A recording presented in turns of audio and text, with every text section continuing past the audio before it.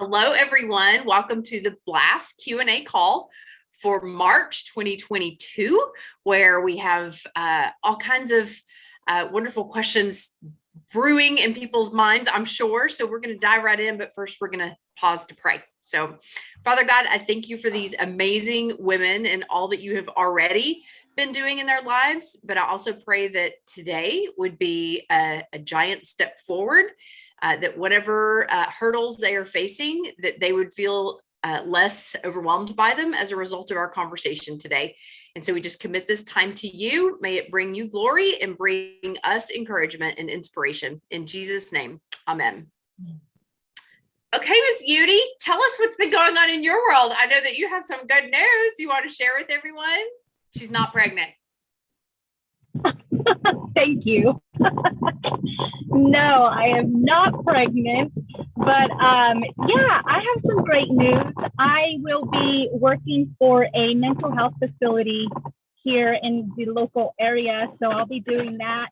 I'm still going to be doing my business, like life coaching after hours, so I'm still doing that, still building my business. So I'm doing that, and I'm excited. So that's my new news. I'm excited for you, which that reminds me too, before we move on to whatever question Judy may have right now, Judy's 3-month commitment to coming alongside the B.L.A.S.T program and helping out behind the scenes is coming up for expiration. And especially now that she's got this new job, we are hoping and praying that God would lay it on someone else's heart to take the reins. She has done an amazing job laying a foundation and creating step-by-step plans for people just to be able to pick up and run with. And Judy, would you just say a few words about what you have learned through this process the past 3 months? Gosh, not in a few words, because there's a lot of words, because I've learned so much. It's been really good.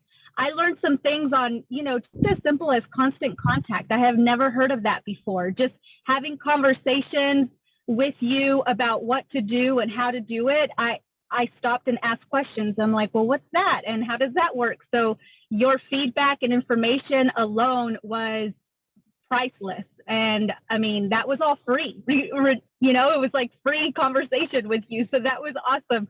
And I learned how to do just the simple things, like the computer things, trying to troubleshoot, doing on my laptop and doing on my desktop and my phone, and like having that type of experience too, learning those types of things and learning the different programs and systems that you use for your business. It just opened a whole bunch of opportunities for me, and I have had a blast doing it. I've had and even getting in contact with other people when I was doing the community calls and like contacting other people, learning about their books and learning about who they are. I mean, those like building relationships has been priceless.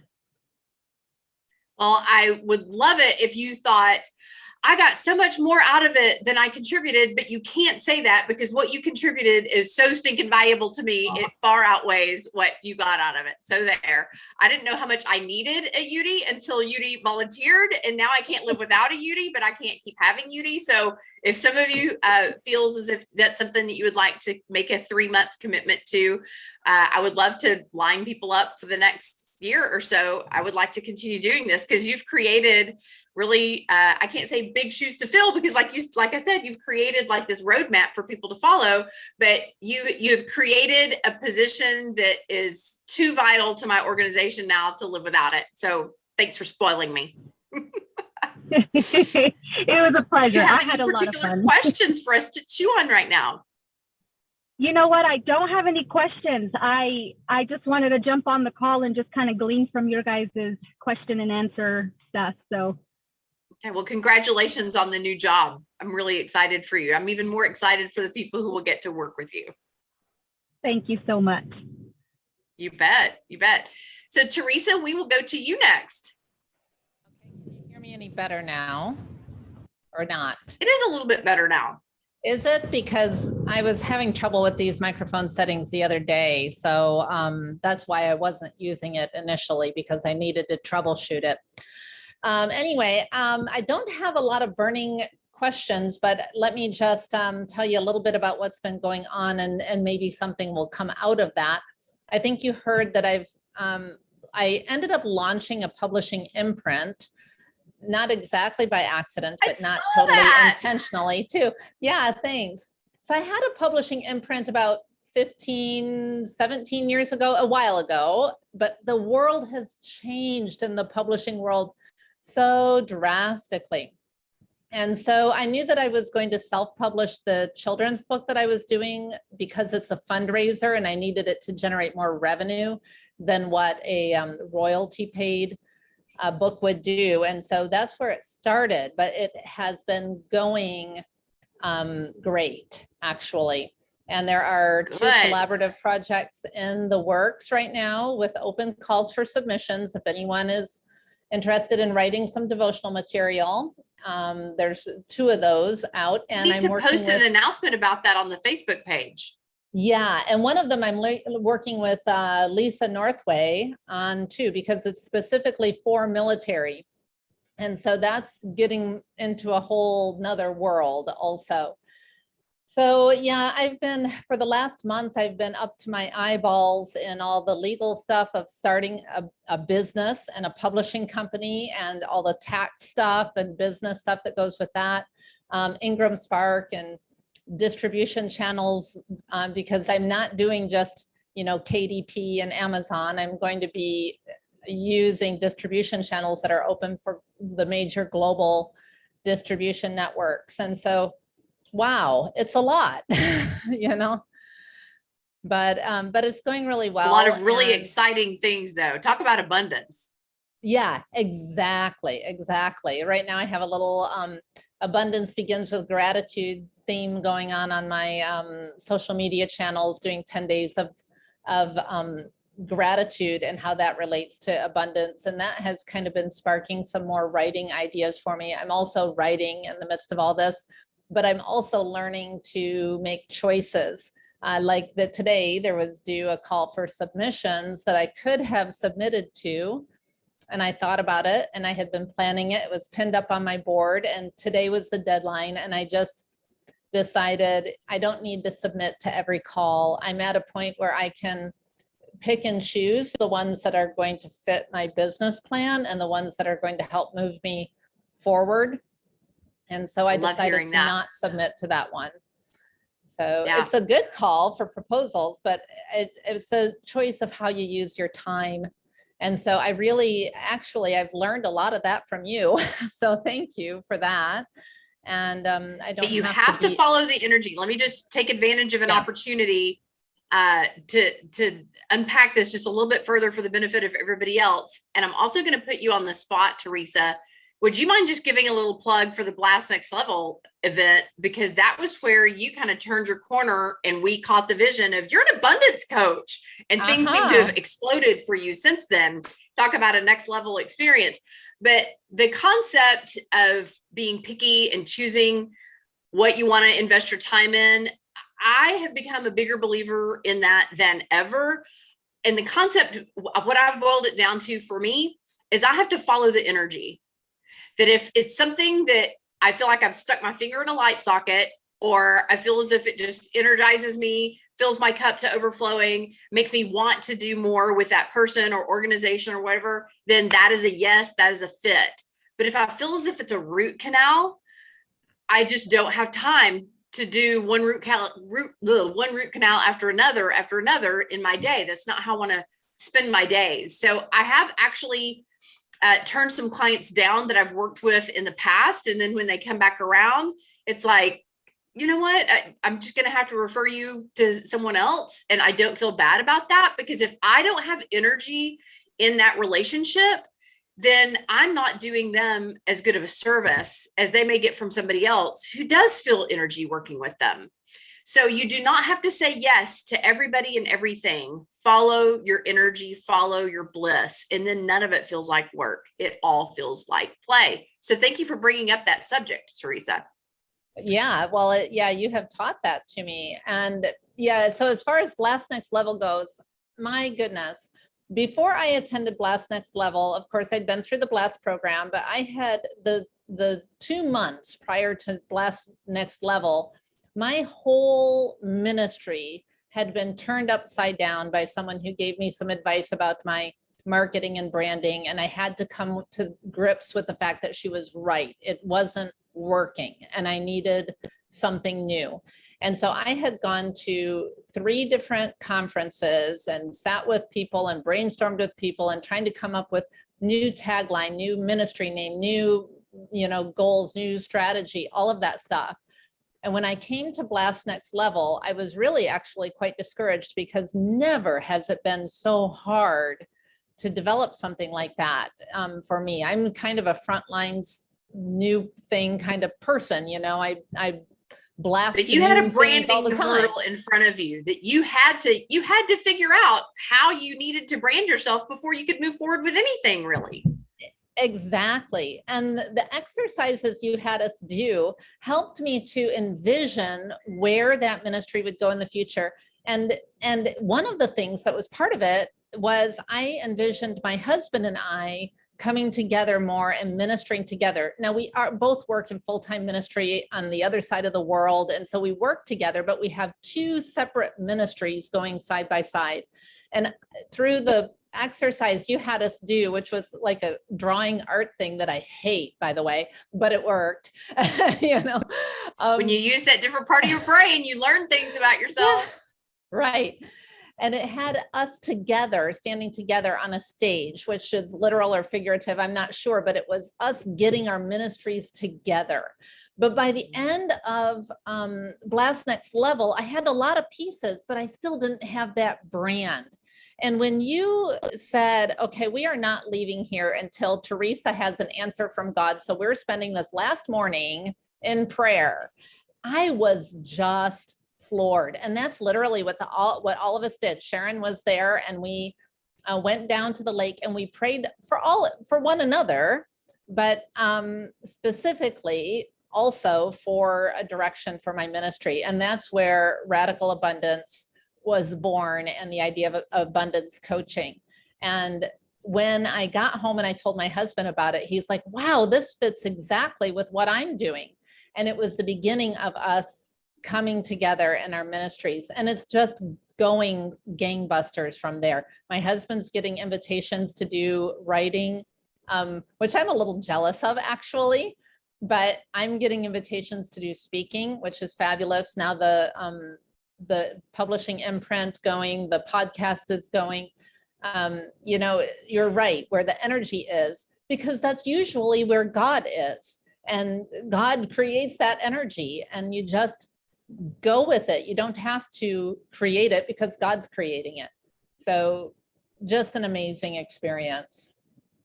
Thank you for that. I hope you don't mind if I use that to put out on the interweb to draw other people to the B.L.A.S.T Next Level event. I'll never forget that morning at the lake. I'm sure that Sharon won't either. It was just such a Holy Spirit experience for us to just have our brains opened wide and have that drop into our spirits of she's an abundance coach. This is what she does. This is who she is. That's how she needs to brand herself. And to see what you've done with that, so encouraging. This is why I do what I do. Talk about finger in a light socket. Yeah, thank you. You bet. So back to your questions. Anything in particular that we can chew on with you before we move on to the next person? Well, I have to tell you, even though I know in my soul, in my spirit, everything's going to be fine, I am a little nervous about these 2 collaboratives that are coming up because I put out the 2 call for submissions. And I know because I have submitted enough things that they don't come in until the very end, until the deadline comes. And just today, I started thinking, what if nobody submits? What if I put this word out there that I'm going to have a book and I don't because there's no submissions, and I've received 2, but, and the call doesn't end for 6 weeks. So I don't know if that's how do I get the word out there about the call for submissions? I guess that's where it is, or just pray for me with that because I know they come in last minute. Yeah, I'm gonna switch a couple things around here to see if I can't get the volume just a little bit louder. I think been the wrong way. I hear you louder. Teresa, where have you posted your submissions? Where and what? Can you share a little bit about what you're looking for? So one of them is actually a brand book for me. I'm actually cheating and letting other people help me write my book. It's a devotional called Radical Abundance. And so I've outlined the categories that I'm looking for devotions in the area of radical abundance. And I'll write some, I'll write the forward, all that type of stuff. But it's actually going to be a bit of a brand book for me. And then the other one is a devotional, another fundraiser. This is an interesting niche I'm finding myself in. Will be my second book that is a fundraiser for a nonprofit or for a cause. And this is for a shelter or a transition center for military, but we're opening it because I felt it was too narrow to have just one project in Canada be the beneficiary for a book. It was too small of an audience. And so I talked to them and said, okay, it's a great idea. You guys can use it for a fundraiser, but can we let any ministry that's serving military families also use it as a fundraiser? And you'll even get a tiny slice of the funds that come from all of the sales of the books, not just the ones you sell. And they were happy with that idea. And so one is by people in the military, for people in the military, and it can be military family affiliated members too. And so I put it out there. I have a new website, and of course all the social media channels I have, but it's a new publishing imprint. So we're talking baby-sized lists. I really need to get this exploding. And at some writing collaboratives, like I'm a member of ASA, I've put it through that list. And Word Weavers International, I've put it out there. That's exactly what I was going to recommend. Are there other groups or organizations that you could tap into? Like, for example, Sharon is part of Daughters of the Revolution. Did I get that right? Daughters of the American Revolution? Is that yeah. If you know of any literary agents that you maybe have met at Speak Up or whatever, like Blythe Daniel, I would think that would be a great avenue because she has access to so many people trying to get published. That's a great idea. Yeah, I mean, finding Blythe on Facebook is super easy. So just sending her a private message and just saying, hey, is this something that you would mind letting people know about? So yeah, going through the channels, finding the people that have access to other aspiring writers and speakers. So I would think that literary agencies and writers groups would be a great way to do that. I will tell you my experience. This is, I think, before you came along, but a couple years ago, I attempted to do a compilation project, but we needed like 40 devotionals and I had like 7 submissions.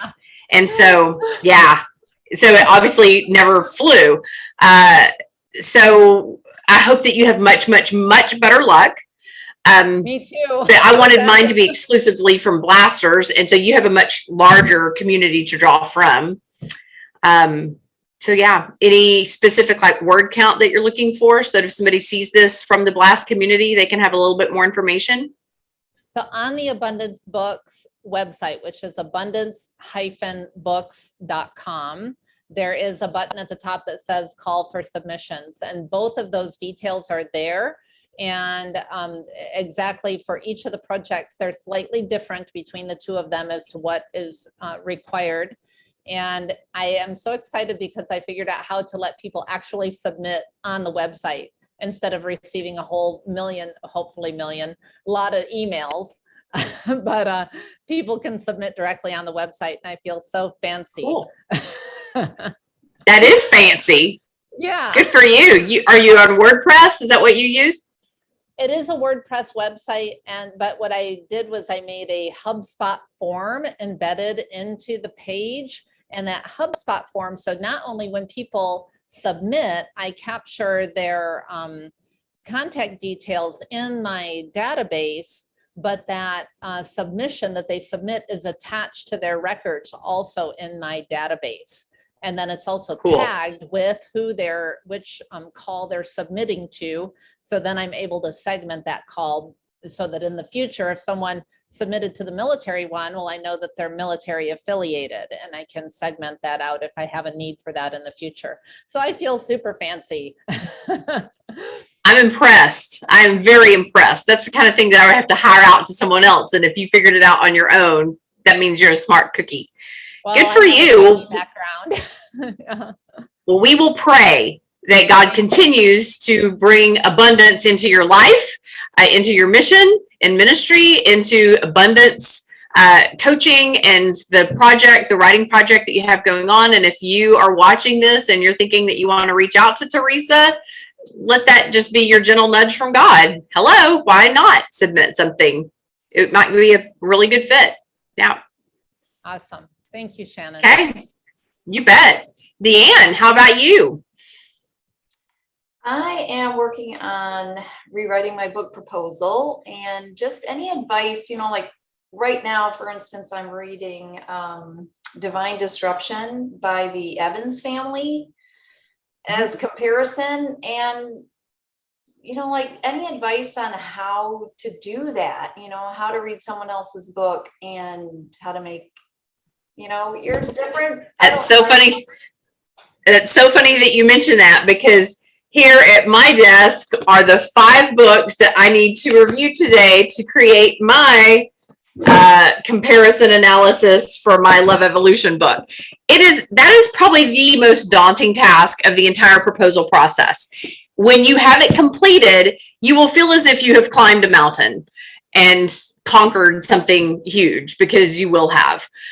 My first piece of advice, because I've had to do this for every proposal I've ever sent in, my best piece of advice is put on your armor as you're looking through that, and don't look at it as a comparison if it's going to mean that you feel inadequate or insecure. Like when you compare yourself to something else, especially when you're comparing literally your baby is in the fetus stage right now. And when you compare that to their toddler or their teenager that's been out there running around for years, right, it can be really overwhelmingly humbling, I guess would be a good way to put it. So just remember that you're only looking at it through the lens of, in what ways is my book similar, but more importantly, in what ways is my book going to be different? And why does that make my book have even greater potential than what their successful book has already experienced? Does that make sense? So it really doesn't have to go that deep, and you have the Sexually Confident Wife template to go by, where it's really just a paragraph where you're saying, okay, this book, does this, and this, and that's great. However, they don't do this, and my book is going to do that, and this too. That's basically a bottom line. Okay. Yeah, that's helpful. And can you protect yourself from the comparison poison? Don't drink that. Don't drink that Kool-Aid. Shannon, I think just this whole B.L.A.S.T process has helped me get past that part, Good. Yeah. Whereas a year ago, I probably would have crumbled and yeah. But I know if I'm going this route, I could self-publish, but I just really feel like God is saying, okay, you entered B.L.A.S.T for a reason. You want a good book out there. You need help with editing. You want to go this right route. And then I'm like, how do you decide if it doesn't work out and you should self-publish? Any advice about that? I always say, give it a full year trying to find an agent and a full service publisher before you resort to self-publishing. I just did a presentation last night that if we have a little bit of time, I may go through some of the slides with you, just kind of a comparative analysis between self-publishing and full service publishing. When you settle for self-published, you're going to spend way more money, and you're going to wind up with way more extra copies in your garage that never got into people's hands. You just don't get the channels of distribution. You don't get the marketing assistance. You don't get the editing assistance. So if you feel called to reach the masses with your book's message, don't self-publish unless you absolutely positively had to. Really, self-publishing is for niche markets. Like one woman in B.L.A.S.T a few years ago, she wanted to write a book encouraging parents of children who are a type 1 diabetic. That is a niche market. That is not a full service publisher book. But for someone who has a message that's applicable to a lot of people, I just don't know why you wouldn't take advantage of the help that's available to you through full service publishing if you can get that. And letting publishers know and agents know that you are a member of the B.L.A.S.T community will help. It's certainly helped others. Okay, good. Well, I'm excited. I'm planning on going to Speak Up. Will you be there? I wish that I could this year, but we've been very careful not to bite off more than we could chew with Charlie's. Charlie is done with cancer, but he still just doesn't have a lot of energy, and it's his birthday that week, and we have to go to Alabama 2 weeks after that for my mother's family reunion, and we have the B.L.A.S.T Next Level event right after that, and the Well Women workshop, and we just decided we're not going to do it this year. But I have a lot of mixed emotions. Yeah. So that's just how we felt led. It's another one of those energy things. Of all the other things, felt like it had more energy for us. So I hope I don't regret it. Right. Well, I do have something exciting to share too. I mean, just that of your help and all the little things. I know a long time ago you gave me advice to, I want to go speak more. And you said, well, call women's leaders and take them out to lunch or, take them a coffee or build relationships. So I've been doing that a little bit, when I have time. It's hard to make the time to do that, but I'm like, okay, one woman at a time. And my husband and I are going up to Michigan, where I'm from, in June. We're planning on, and the church up there, for years I've called every year, can we come and do something in July? And no, they're always busy in July. So I thought, okay, well, we'll go this year in June. I called them and they said, we really just don't do that kind of thing. 35 people will show up. So I just chatted with her and she said, but send me your info anyway. So I emailed her our information. I called her back a week later and she said, oh my goodness, you guys are great. But again, our church just won't go for that. And we talked and chatted for a long time, had a great conversation. And then I asked her about women's groups. Do you have a women's groups? Do you ever have, events with a female speaker? And yes, but we have one in May already lined up. Maybe you could do fall or December, because I would love to just go up there and I could see my mom because my mom's up there. So we left it at that. I said, well, I'll keep in touch every couple months or whatever and see what we can work out. She called me yesterday and said their May speaker canceled. In 5 weeks, I am going up to talk. So I am just so like, it works. We're thrilled for you. See, that is following the energy and going where God leads you and putting yourself out there and letting your message be known. Yeah. I love when y'all discover that fruit that comes from that kind of labor. And that just encourages me more to like, okay, keep on trucking, call, right, email, and right. You're really gaining momentum over these past several months. I love when you post on Facebook that you're doing this event and performing at this place, and like I can just tell that because of your consistency, like you've been the most faithful person on these calls. You and Yudi are just like always on these calls. Your consistency is certainly going to continue paying off, but I love that it's paid off the way that it has already. Yeah. Congratulations. God's word that he gave me a word and I'm just going, Love it. Turning back to it. So thank you. Love it. Love it. Love it. You bet. You bet. Anything else that we can chew on with you before I move on to Leanne? No, that's it. Okay. All right. Miss Leanne, what's happening in your world? You'll need to unmute yourself. Okay, well, right now I have a one sheet that I've had for a little while for speaking with all of my talks and all on the back. But I am revising it. And so that is what I've been working on. It's been a little more frustrating than I thought it would be, because it's the wording and playing around with what I want to have it look like, and kind of making my logo be a little different with a little tagline. Like, things are coming together and I'm excited about it. But my question to you is, so I have been part of a compilation. It's a Whispers of Grace Volume 2 that I was able to be part of. So I have that. And say it again. Whispers of Grace Volume 2. Whispers of Grace. It was through the Speak Up conference 2 years ago.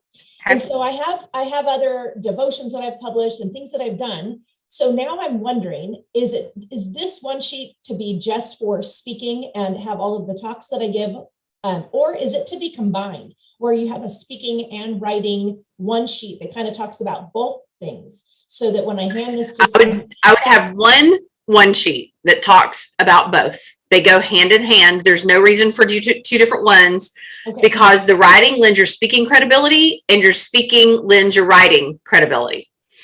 So I would never separate them. I wouldn't have, the only reason that I would have one for one audience and one for another is if I am a Christian speaker and writer who also steps over into the mainstream, because the mainstream is scared to death of Jesus freaks who would, just blare their trumpets way too loud and it just all be Jesus, Jesus.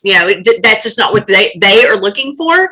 So I would do something different for those two markets, and have with when I did my mainstream book, we had a mainstream press packet, but going out in that direction also opened up doors that when people found out that I was a Christian and had other Christian books, that sometimes they would still invite me to come and speak at their church. So just consider them two going hand in hand if you ever did do mainstream market. But as far as dividing it between writing and speaking, absolutely not.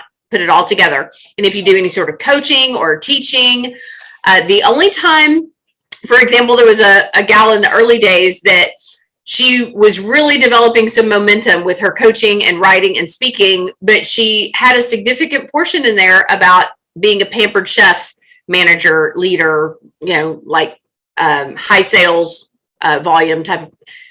It had nothing to do with her topic, which was helping adoptive families discern if the adoption process was right for them. So adoption and pampered chef, so carve out anything that has nothing to do with what you're putting out there. And I know that Sharon also has had a little bit of a similar dilemma with the fact that she's been a health and nutrition coach, but she's going more in the direction of sexuality now. And so she wanted to be careful to only use it to the extent that it was helpful. So like using nutrition to heal your body and help you become more sexually confident, that could be a tie-in. Does that make sense? Yes, absolutely. So I think I may need to schedule a little one-on-one time with you to make sure absolutely that the wording is fine-tuned and it is exactly what I'm looking for. Because as I'm playing, absolutely, it doesn't feel like it's all encompassing. What it's been on my website and it's been on my one sheet and all of that is inspiring hope through life's journey in marriage, family, and faith. And that's basically what I do talk on, but I talk on much more than that. There's more to this whole thing from what I write on and what I speak on. It's just, so I feel like this isn't doing it justice. It's not. So I'm in the middle of working on this, but I'm to a place where I'm going to need a little Shannon time. So I'll be reaching out to you here. Absolutely. To make sure that I can. And they get it to a graphic. We will polish it to perfection. Perfect. And Leanne is also interested in forming a tribe. She and Janet Berkey have both expressed interest in forming a whole new tribe. So if you have been thinking about doing a tribe and you're on the fence, maybe this is the time, because they need at least a third, if not a fourth person to be a part of a tribe. So Leanne, I think that you and Janet would both be so fun to be in a tribe with. But all my tribes are so fun so far. I love Sharon's tribe. I love Lisa's tribe. Everybody's tribe is just amazing. So I'm excited. Anything else that we can answer for you before Sharon had already texted me or sent a private message saying that she doesn't really have anything in particular that she needed to ask today, but I just want to circle back around to you, Sharon, and make sure that that's still the case, because we may have talked about something that spurred something in your mind. Did you have something else, or did you have something come to mind after all? No, not really. I'm just struggling to carve out time to social media. I love it and I don't love it. And it seems like everybody who's getting clients is on social media putting out content. And that's just like, that kind of wears me out. Yeah, we love to be consumers of social media, not so much dispensers of it. It can be overwhelming. But Leanna, I feel like I cut you off though. Is there anything, I wanted just to check Sharon's pulse and see if we needed to allot time for her, but is there anything else that you wanted to chew on together today? I think that my question is, I was going to check in with you about what graphic artists use. I have a couple people in mind that I would like to send out what I have so far and see what they can come up with for creating a one sheet that has my personality in it, with the colors and the scripts and all the way that makes me feel like, oh, that's me, versus anything I've looked around. Everything does not speak to me. So I feel like I need to play around with this, and it's going to be a process for sure. Do you think who designed your logo? My husband and I did it, actually. He helped me with it.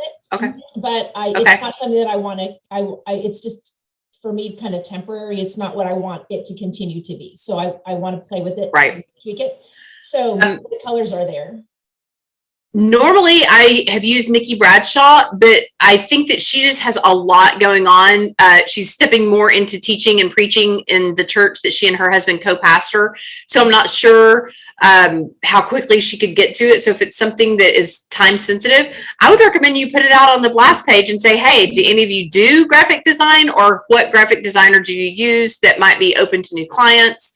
Or Fiverr is a website that a lot of people have used with success. Yes, that's what my husband uses for his company. He's created so many great things from that. So he said, well, just go with Fiverr. If you don't have a good lead for someone that is reputable or tried and true. So, okay, great. Excellent. I will put that on the B.L.A.S.T page for sure and do that. And then do you recommend me meeting with you first to fine tune all of the wording and exactly how I want it, and then throw it out there? I do. Okay. I do, because it's going to take the graphic designer a lot more time if you have a bunch of edits. So do all the edits first and then let them wave their magic wand over it. And that way it'll cost you less money in the long run with the graphic designer. Okay, perfect. Those are my questions. Yeah. Thank you. Okay. All right. Anybody else have another question before? Would y'all like to see the slides that I presented last night at this board meeting? About comparing self-publishing and publishing? What, Sharon? I'll send out, I'll put on B.L.A.S.T the information for my graphic designer. She did my whole website and she did my bio, and she's wonderful. So you can reach out to her if you'd like. And your logo and website and everything look freaking amazing. Absolutely. Use Sharon's. There you go. I'm glad that y'all were both on the call today. Okay, so I don't feel as if I've had the chance to share the story yet. I'm going to give you an encapsulated version. January 4th, I'm at the clinic getting allergy testing done, and the lady drawing my blood mentions that she's lived in Springfield her whole life. I said, what do you enjoy most about living in Springfield? And she said, well, I'll tell you what I enjoy the least. There's so many homeless people here.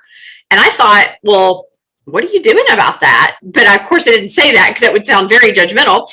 But I left there to go to my husband's office, and it was an incredibly cold, blustery day with sleet pelting in your face and all of that.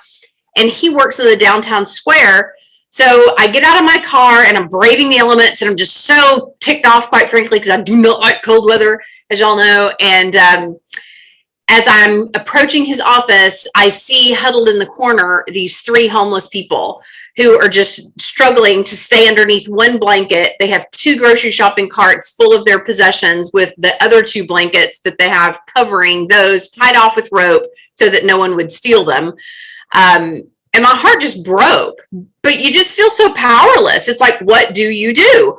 I remember when I lived in Michigan, there was a homeless guy that lived at the bottom of the steps of my condo, and I tried taking him into the restaurant right there a couple times, and the manager pulled me aside and he was like, don't bring Donald in here. He smells bad and he's bad for our business. And so you just feel so paralyzed and powerless, especially when there's so many of them. And in downtown Springfield, there are.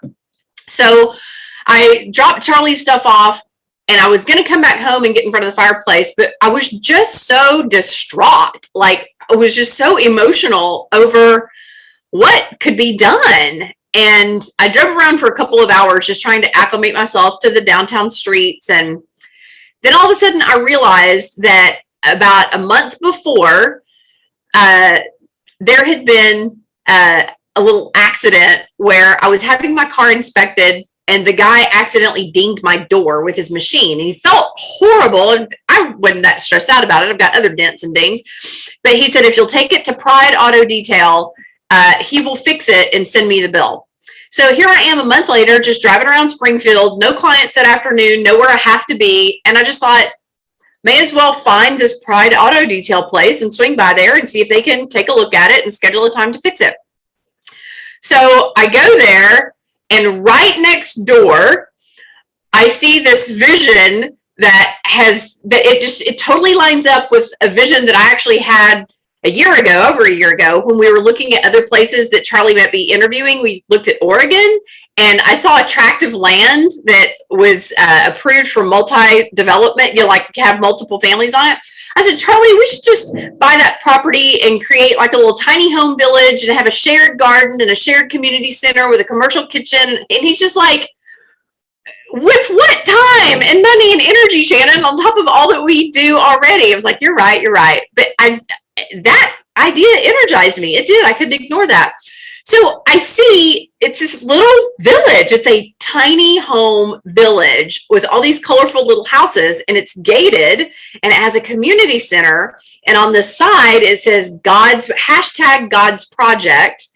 And the sign at the entryway says Eden Village.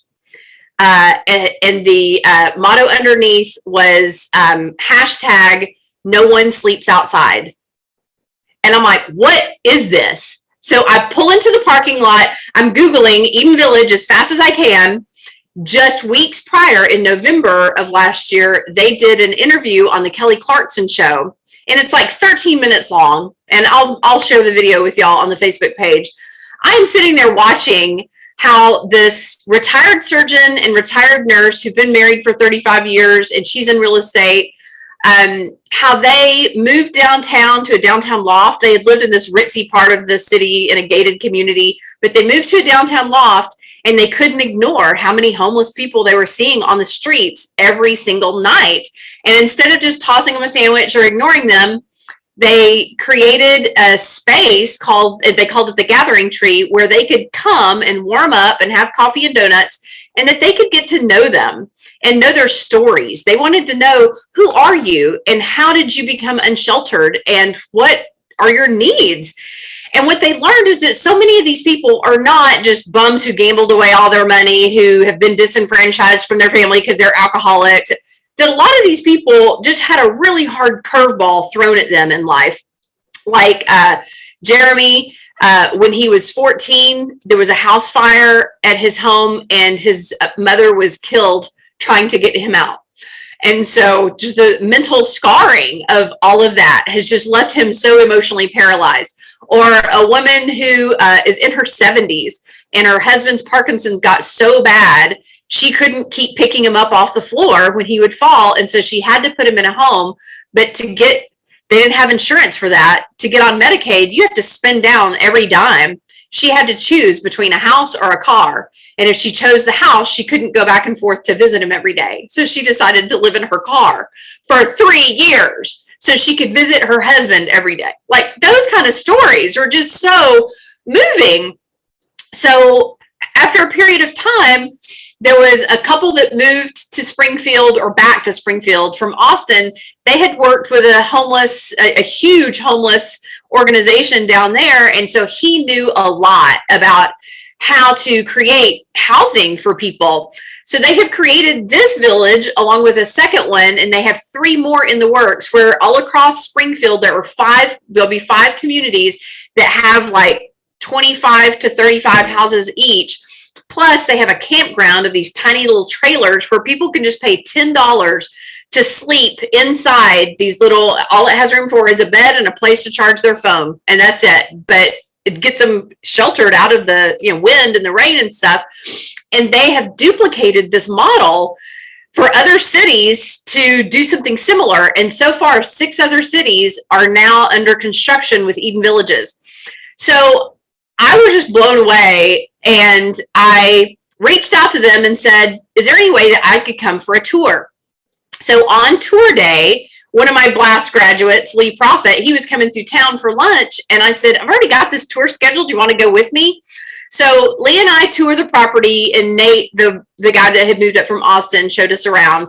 And after a 45-minute tour, I just said, look, Nate, I have no idea why this energizes me so much and why I wept so hard watching your video. All I know is that God has brought me here, and I have no idea why.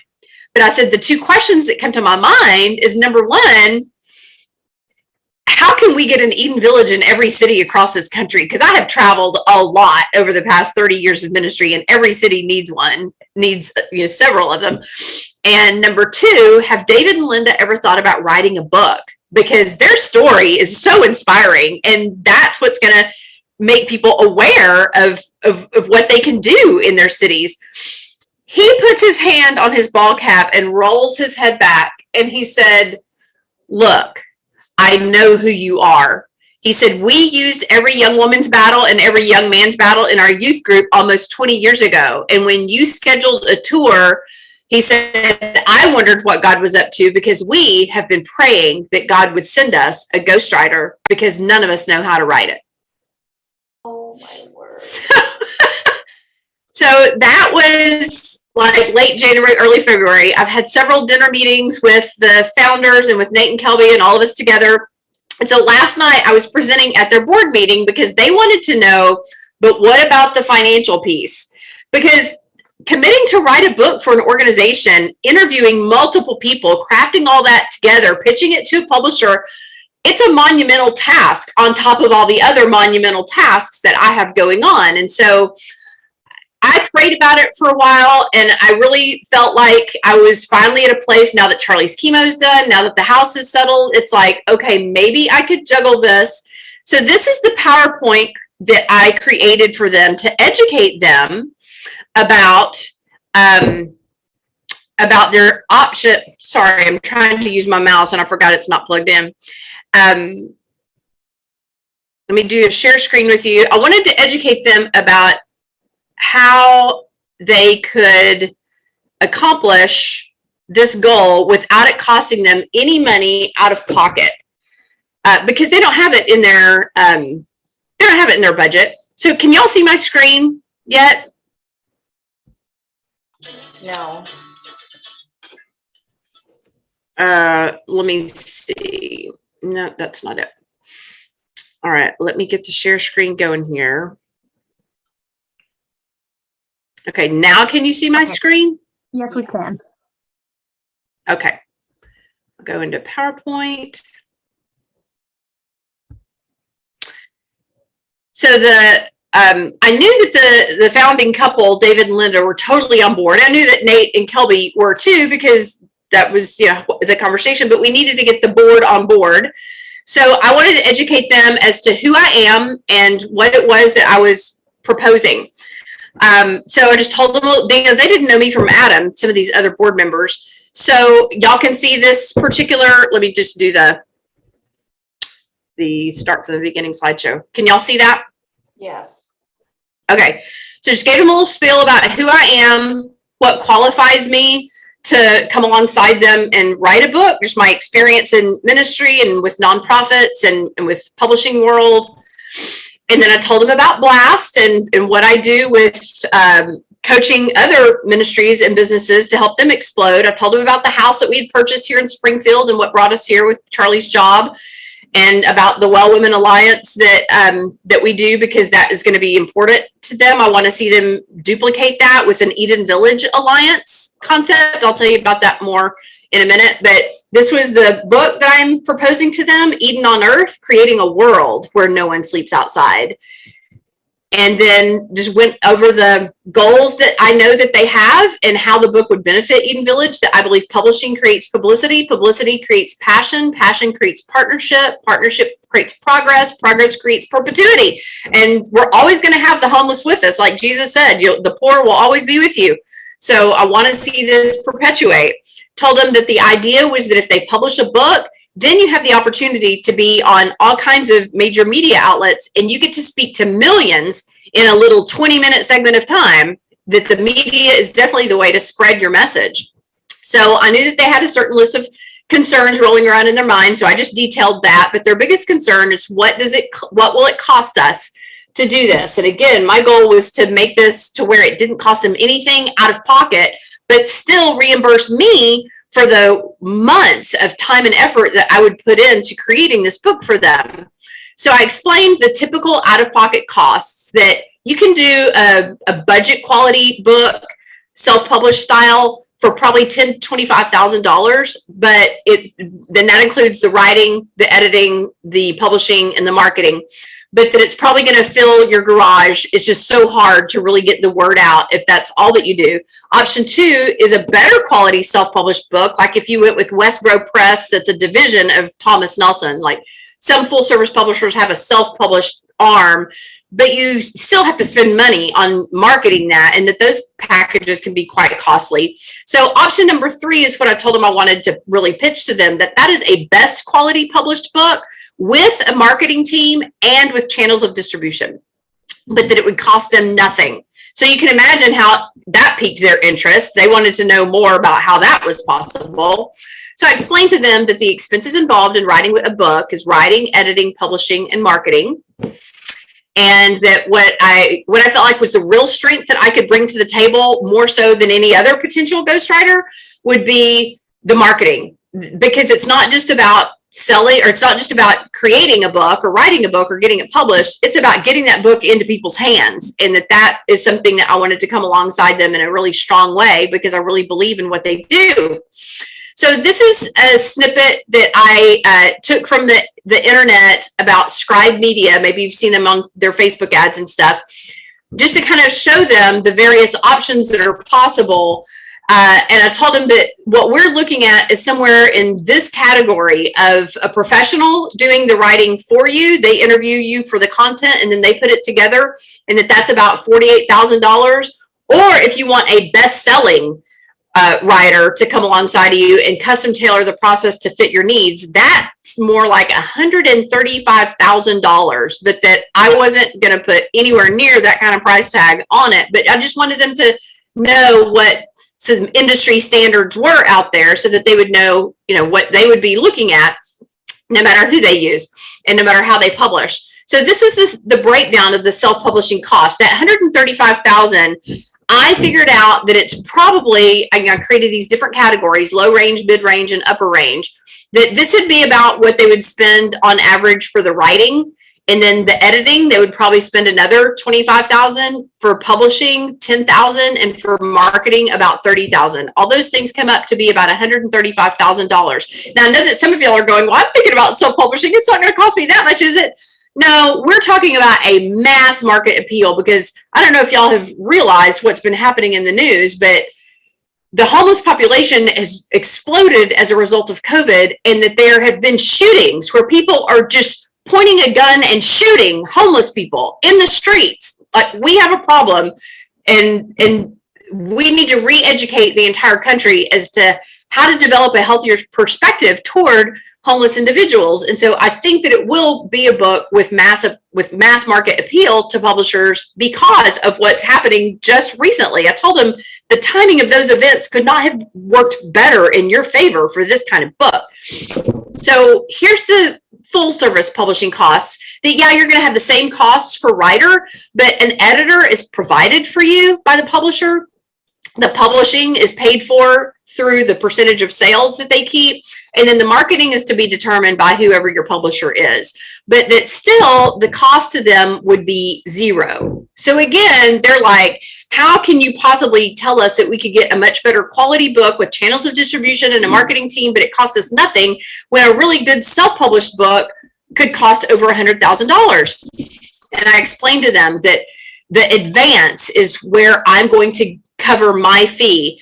That when I first came into publishing, first-time authors can usually get about a $10,000 advance, but then I advanced to $30,000 and then $50,000.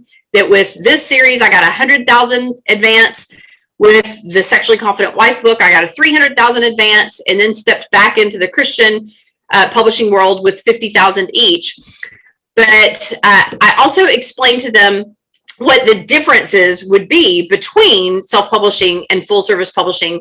That with self-publishing, there's the minimum writing standards versus high standards for full service. With editing, you hire and pay your own, and you might only get 1 or 2 pass-throughs, but with a professional editor provided at no cost, you may have over a dozen passes back and forth.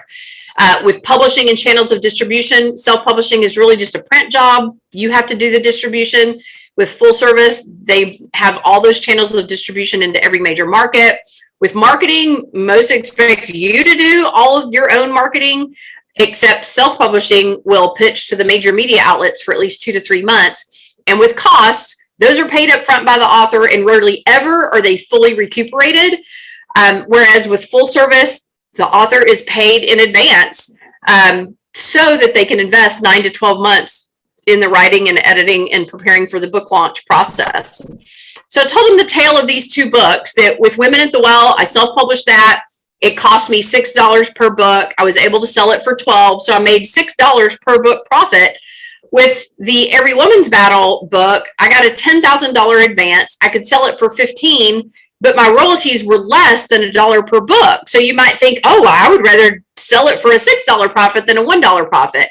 But the rest of the story is that I sold less than 2,000 copies of Women at the Well. So that was less than a $10,000 profit. And those books are still taking up space in my garage. Whereas the Every Woman's Battle series sold over 1 million. And therefore there was $1 million profit over a 20-year span of time. But I still get royalty checks 20 years later. So that kind of helped them catch the vision that they do not want to self-publish a book. And that they need to work with an author who can negotiate that high of an advance. So basically, I explained there are 4 different models for paying I'm not going to call it a ghostwriter, because my name will be on the book cover with theirs, because that's just good marketing. But option A would be paying someone per word, and the average is about $1 per word. Well, with a $10,000 or 10,000 word proposal and a 65,000 word book, that'd be about $75,000. With option B per hour, I anticipated that to do the writing and the editing and basic marketing consultation, which I really want to do with them, that would be 20 hours a week for 36 weeks. Even at a 40% discount, you're looking at over $86,000. Option C, I told them the percentage of the profits I'm not willing to do, because I've seen literal fights break out in offices. Because you can imagine, if somebody puts in a ton of time writing the book for them, but they don't market it well, then maybe they get a whopping $5,000 paycheck. But the reverse is also true. Mike Yorkie put in the time to write the Every Man's Battle series for Steve Arterburn and Fred Stoker, and that sold over 2 million. So he wound up with $200,000 because of the 10% royalty. And actually, I just recently learned that he had a 20% royalty on that. So you can imagine that there was some tension in the group when they realized how much they wound up paying someone else. But that was what they agreed to, is a percentage of royalties. I told them I don't want to do that. That would create tension in our relationship. So I'm willing to do it per project, just the whole shebang, writing, the editing, and advanced marketing consultation, because I want to champion their cause in every way. And that I feel as if that's a pretty priceless opportunity for both me and them. And I would charge the same rate as that basic rate of just about $1 per hour-ish, and throw in all the marketing consultation for free. That would just be my contribution to the Eden Village model into the homelessness issues that we have in our country. I explained to them about Don Pape, who used to be my vice president at Waterbrook Multnomah when we published the Every Woman's Battle series. He's now a literary agent. He's offered to represent Eden Village for 10%. We consulted on Love Evolution already. I've offered to pay him full price on Love Evolution of 15% if he'll do Eden Village at a discounted rate. He believes that we can negotiate between $100,000 and $250,000 advance. And so I would take my $75,000 up front, and all the rest would be to their profit to use for whatever budget item they want. If they want to hire somebody to continue doing marketing for them long term, or if they want to put it into another village, or however they want to use it, that would be their money and 100% of the royalties from there on. So this is the process that I outlined to them of what it would look like over these next few weeks. And that's like a 2-page thing of what all I explained.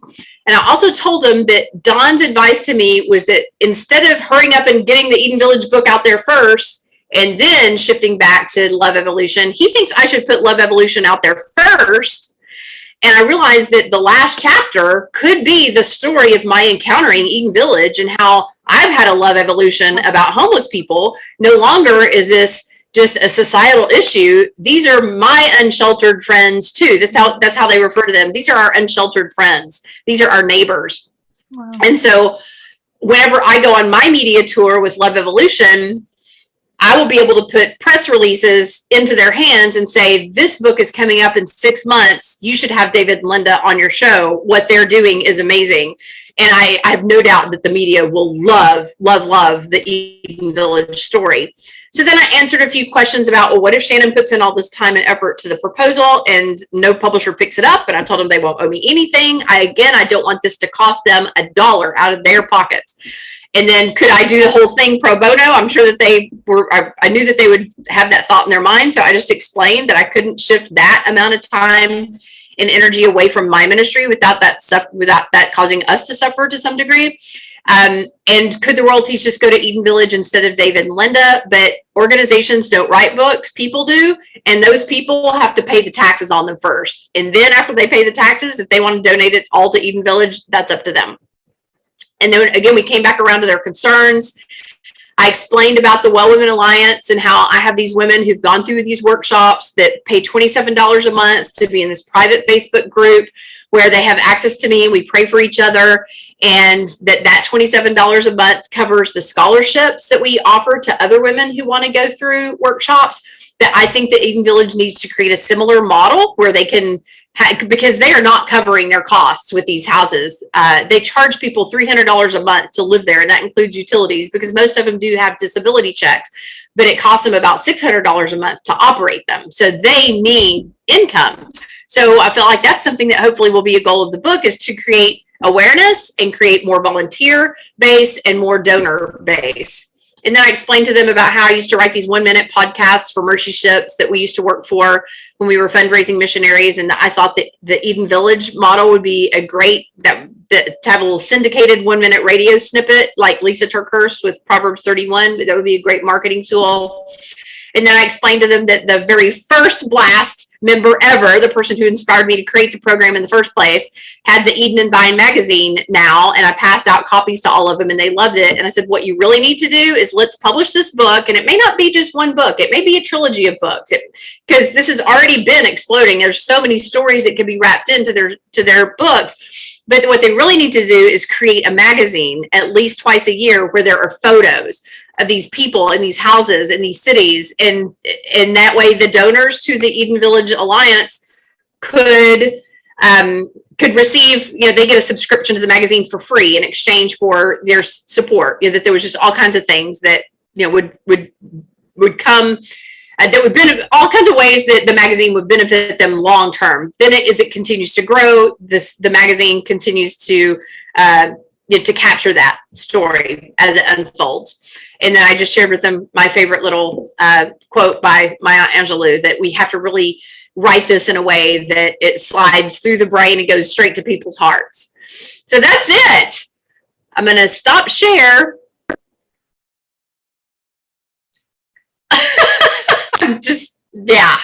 I'm blown away. So we don't have a final answer yet. All I did was educate the board last night, and I told them they could have a couple months to make a decision because I'm going to shift back to Love Evolution. I'm halfway through that manuscript. I'm going to keep on galloping. So my hope is that they caught the vision and that I'll get to come alongside of them in this way. So that's what's been going on in my life the past 3 months, but I've just felt like I had to hold it close to my chest until it gelled further. That has kept me awake nights because this is where the energy is. And Yudi, you have no idea how much you coming along beside me with so many of these behind the scenes details with B.L.A.S.T has allowed me to shift my focus to put all of this together so far. So you had no idea how God was using you. And you're muted, by the way. I'm just in awe of this, the whole presentation. I'm sitting, when I'm listening to that, I'm sitting with them as the Eden people, right? And I'm just in awe of how someone of your caliber would come alongside and just pour into that. But hearing how they've been praying for someone and everyone's winning here. It's just, and I'm an answer to prayer, but you're an answer to prayer for me. And it's just, I love God. He's so good. He's good at this stuff. Isn't he mind-blowing? Oh, it's amazing. Thank you. Thank you. Well, I realize that we are a few minutes over time, and I want to be sensitive to everybody's time. Does anybody else have any comments or questions before we wrap up the afternoon? Well, I'm inspired. Would somebody like to, what, Deanne? I'm inspired just listening to the story, and Yudi, I agree. I mean, I just love how God works and weaves our lives into different things. And I think it's great, your Love Evolution book and the idea of how to shift into that too. That's very exciting. And it just fills me with inspiration about what kind of ministry I want to start or do or whatever and work on. But I would love to pray for us if you wanted to. Please. Okay. Please. Oh, Heavenly Father, God, I just thank you for how you work in our lives. And thank you for Shannon and her heart to just, God, you inspire us to do so many things. And for me as a woman, I know probably the rest of us, you give us so many ideas, God, and it's hard to focus, but I just thank you for your guidance. I thank you for your word that you can take our little flour and oil that we have all to offer, and you can turn it into something else. And it's not by our power or might, but by yours. And God, I pray for each one of us and our hearts and our desires to do your work, to birth what we have inside of us, God, that you would just continue to guide us, continue to lead us clearly, to be focused and on fire for you, not lukewarm, God, but just on fire.